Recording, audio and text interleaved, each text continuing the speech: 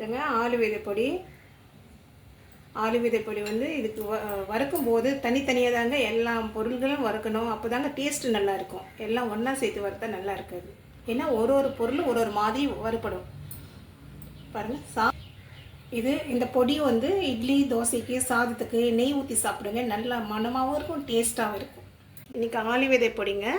தேவையான பொருட்கள்: ஆளு விதை காரப்பொடி செய்ய போகிறேங்க. பாருங்கள், 1 கப்பு ஆளு விதை, அரை கப்பு வேர்க்கடலை, 1/4 கப்பு உளுந்து, முழு உளுந்துங்க, 1/4 கப்பு தனியா, 1/4 கப்பு எள்ளு, கருப்பு எள்ளு, 1 டேபிள் ஸ்பூன் சீரகம், 2 டீஸ்பூன் மிளகு, 1/4 டீஸ்பூன் வெந்தயம், 20 காஞ்ச மிளகாங்க. உங்கள் காரத்துக்கு ஏற்ற போல் போட்டுக்கோங்க. இது கொஞ்சம் காரம் கம்மியாக இருக்குது. 1 டேபிள் ஸ்பூன் பூசணிக்காய் விதைங்க. இருந்தால் போட்டுக்கோங்க, இல்லைன்னா ஸ்கிப் பண்ணிவிடுங்க. 1 டேபிள் ஸ்பூன் சூரியகாந்தி விதைங்க.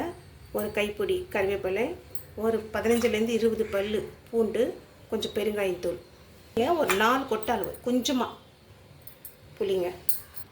இப்போ இதுங்க ஆளு விதை போட்டு ஸ்லோ ஃப்ளேமில் வறுத்துக்கோங்க.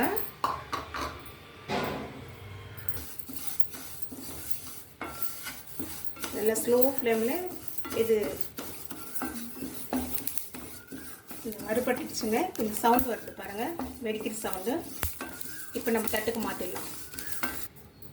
இப்போ வேர்க்கடலை சேர்த்து ஸ்லோ ஃப்ளேமில் வறுத்துக்கலாங்க.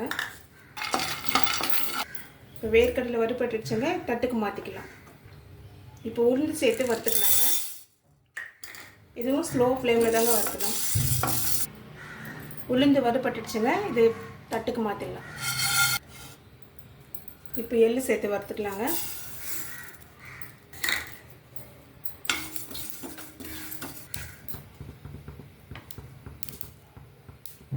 எள்ளு வறுபட்டுச்சுங்க, இப்போ தட்டுக்கு மாற்றிக்கலாம்.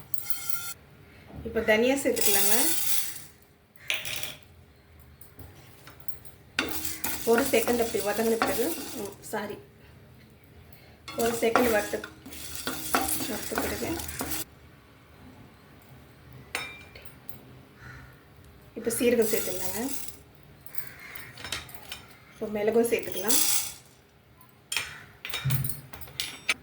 பாருங்கள், 1/4 டீஸ்பூன் வெந்தயம் சேர்த்துக்கலாம். இப்போ இதுவும் ஸ்லோ ஃப்ளேம் வச்சு வறுக்கலாங்க. இதெல்லாம் வறுபட்டுச்சுங்க, தட்டுக்கு மாற்றிக்கலாம். இப்போ 2 டேபிள் ஸ்பூன் பூசணிக்காய் விதைங்க. இது 2 டேபிள் ஸ்பூன் சூரியகாந்தி விதை.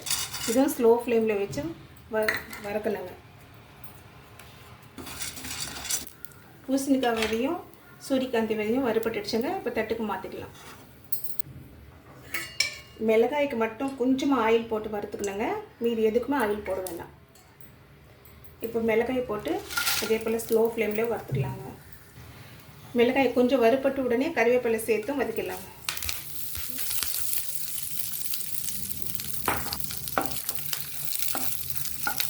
இப்போ மிளகாய் கறிவேப்பிலை வறுபட்டுச்சுங்க, இப்போ தட்டுக்கு மாற்றிக்கலாம். இப்போ பூண்டு சேர்த்து ஒரு 3 செகண்ட் வதக்குனா போடுங்க. பூண்டு வறுபட்டுச்சுங்க, இப்போ ஸ்டவ் ஆஃப் பண்ணிடுங்க. இது இப்போ வறுத்து எல்லாம் ஆற வச்சுக்கணுங்க. நல்லா ஆறின பிறகு மிக்சியில் போட்டு நைஸாக பவுட்ரு பண்ணணுங்க. இப்போ ஃபஸ்ட்டு மிக்ஸி ஜாரில் மிளகாய் சேர்த்து அரைச்சிடலாங்க. இப்போ நம்ம வறுத்து வச்சுருக்கிற பருப்பு, நம்ம இப்போ வறுத்த பொருட்கள் எல்லாம் சேர்த்ததில் நைஸாக பவுட்ரு பண்ணிக்கலாங்க. உப்பு சேர்த்து எதுங்க இதில் இந்த புளியும் சேர்த்துடலாம். தேவையான அளவு உப்பு சேர்த்துக்கலாம். இதில் இப்போ பெருங்காயம் சேர்த்துக்கலாங்க.